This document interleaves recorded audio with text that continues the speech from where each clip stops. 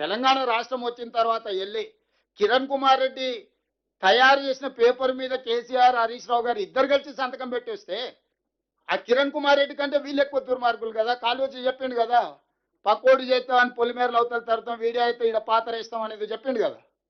So అది సరిగ్గా వీళ్ళిద్దరికి వర్తిస్తుంది. ఆ రోజు ఇరిగేషన్ మినిస్టర్ హరీష్ రావు గారు, చీఫ్ మినిస్టర్ కేసీఆర్ గారు, వీళ్ళిద్దరిని ఊరేసిన, నేను అథారిటీగా చెప్తున్నా, వాళ్ళిద్దరిని ఈ జలాల విషయంలో చేసిన అన్యాయానికి హరీష్ రావు గారిని, కేసీఆర్ గారిని ఊరే తీసినా తప్పు లేదు.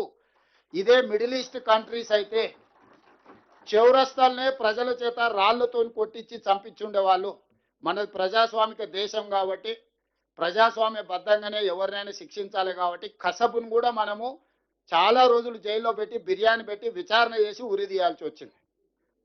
అందరి కళ్ళ ముందల AK-47 పెట్టి చాలా మందిని కాల్ చేసిన కసబ్ కూడా మనం ప్రజాస్వామిక బద్ధంగా విచారణ చేసి అతనికి న్యాయవాదులను పెట్టుకునే అవకాశం ఇచ్చి అతని తరఫున కూడా వాదనలు విన్న తర్వాతనే జడ్జిమెంట్ రాయాల్సి వచ్చింది.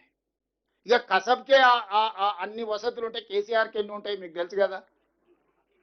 అందులో సంపాదించిన సొమ్ముంది, ఎవరినైనా తెచ్చుకోగలుగుతారు న్యాయవాదులను.